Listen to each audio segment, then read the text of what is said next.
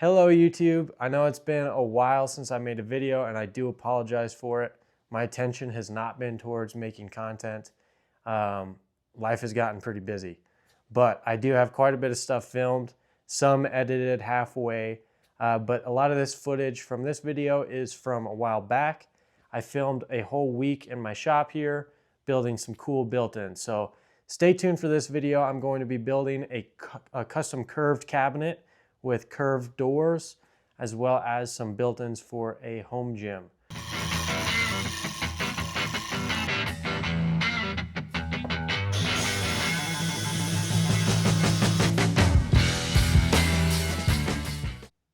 So here's the template I made of the space. It's got to be a tight fit all the way around.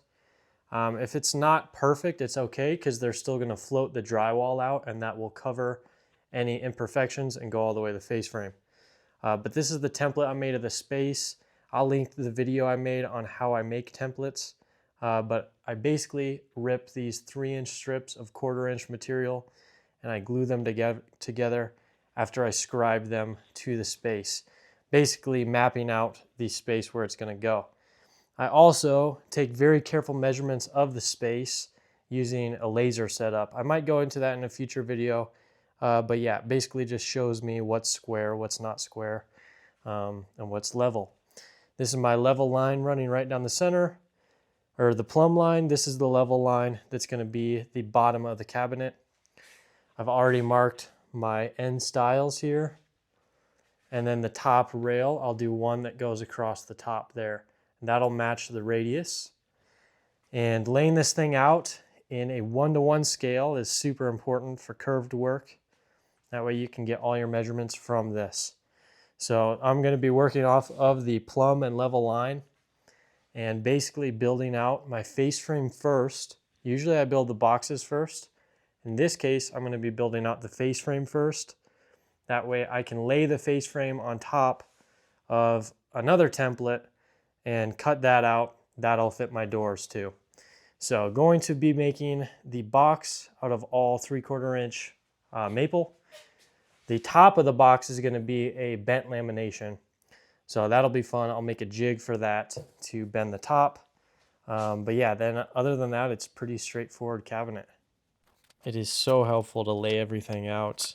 Here I am laying out all the door parts, all the face frame parts. We are doing a slim shaker profile for the doors. That means 1-inch stile and rails, 1 inch wide and 1 inch thick. So it's tough to get a really strong door. So we actually have to use the panel to be majority of the strength. So I'm going to be using a 1/2-inch panel and gluing the rails and stiles of the door to the panel. I've never done a slim shaker before, especially not a curved one.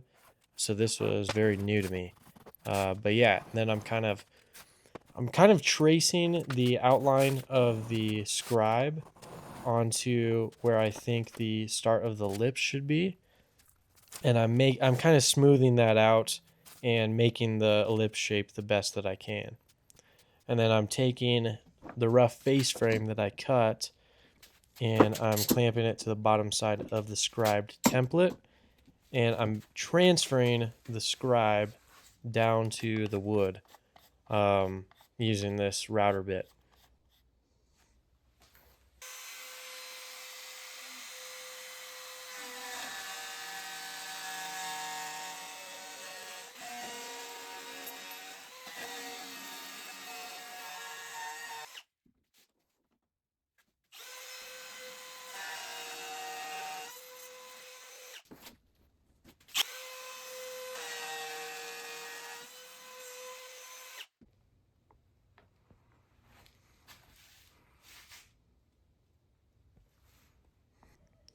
So then I left my top rail a bit wide, or a bit tall, and then cut my plumb cut to join to the stiles.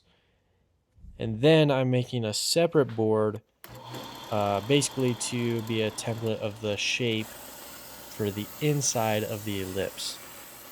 There's a lot of different shapes when working with ellipses. It's not as easy as just a straight circle radius. So that's kind of the smoothed out shape that I'm going with. And then I'll transfer that template to the bottom of the top rail. And here I am cutting a bunch of thin strips to be the top of the door, the top rail of the door. And I'm going to be doing a bent lamination, a glue up of all these pieces to get the curve shaped, so that it's solid wood, but it has the curve. And then this is the bendy board that I'm going to be using to create the top of the carcass. My original plan was to veneer this with maple veneer and in some sort of form that I make. And I built a form for it and did it, and it did not turn out well. There was a lot of bubbles, and it didn't get even clamping pressure. So I had to do round 2 on my dime and create another template and go out and buy materials again. And round 2, I built a new template. Here's the new template. It's got a lot more cleats underneath, and I did a whole lot more clamping calls on top. Got much more even pressure. Ideally, you could use a vacuum bag for this, but I did not have one at the time. But it turned out pretty good. And now this is my process for cutting box parts and ripping sheet goods. I pull the trailer out of the garage, move the table saw over. On the right side of the garage, I've got that sheet of insulation that I lay plywood on top of. And using the track saw, I batch cut a bunch of cabinet parts. So here I'm cutting a bunch of cabinet parts for the curved cabinet carcass, as well as I'm starting to make all the gym cabinets. The gym cabinets are basically 4 lower cabinets, very simple boxes with open shelving underneath, as well as some drawers. So yeah, I got a lot of parts to cut for those. I'm using all hard maple for face frames and doors. I like poplar and hard maple.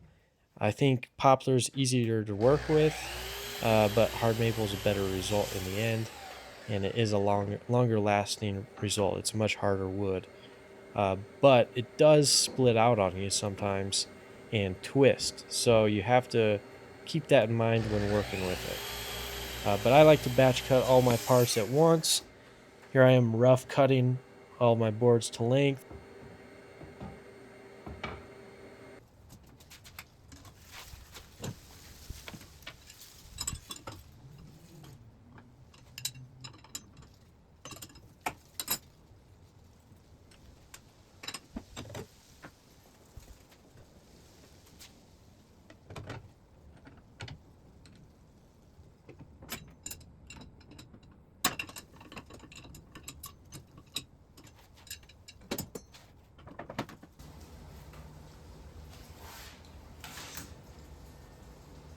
And I don't think I had my dust collection set up right because it's kind of spewing everywhere.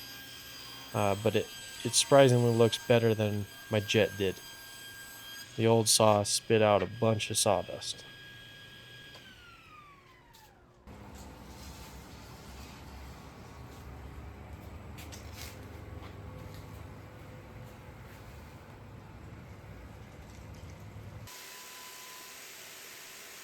Cutting some biscuit slots into some shelving for nosings. I like to offset the shelf with the nosing by the thickness of a little piece of paper or a business card or tape, creating a little lip at the nosing so that you can sand the nosing smooth to the shelf. Just enough so that it's sitting slightly proud. And I also use a little plywood prep bit. It's made by Collins, and it basically hollows out a little bit of the plywood so that your shelf nosing is touching everywhere along the plywood. Here's that router bit that I use to create just a little hollow. And there's how tight the nosing gets when it's all clamped on.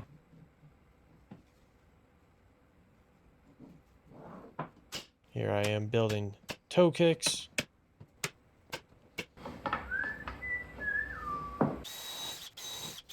It's a very simple process to build ladder style toe kicks.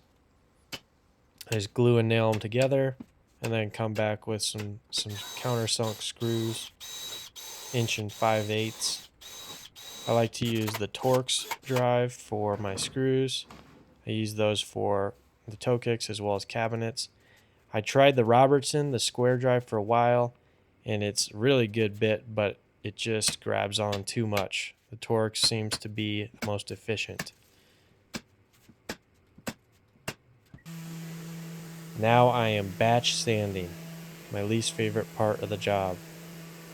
I need to get a robot to do this for me because I hate it.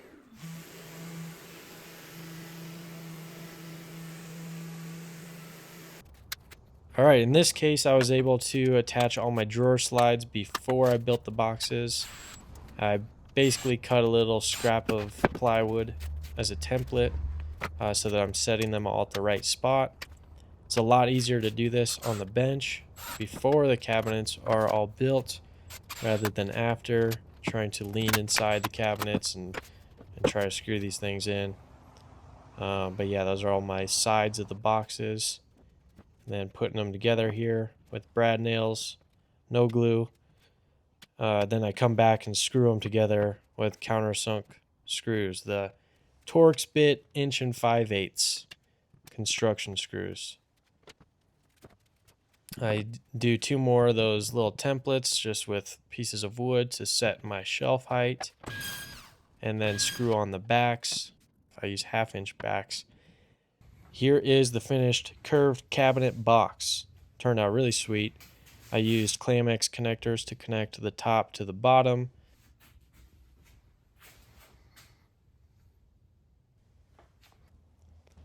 Here it's sitting next to the finished gym cabinets.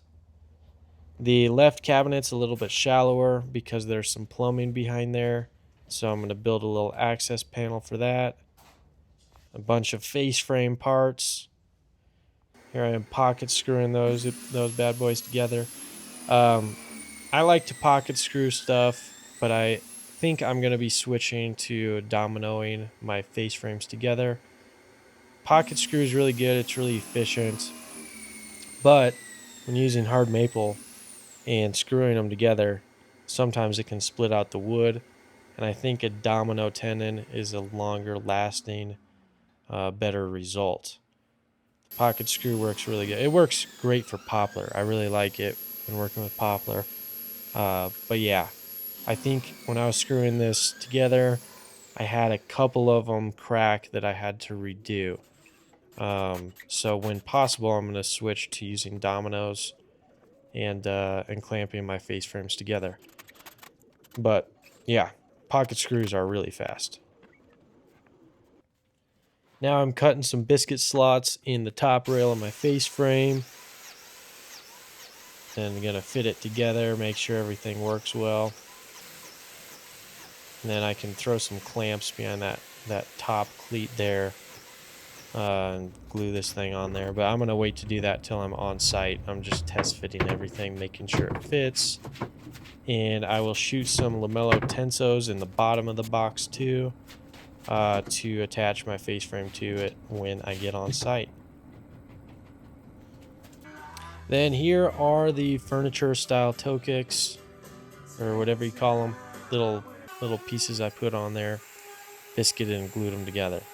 And then this is an end panel that I'm routing a little rebate into for our panel.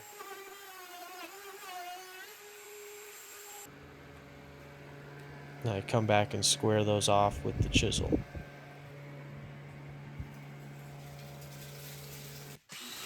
So here I am shooting a domino in this rail of my door. Actually, that's the style of the door.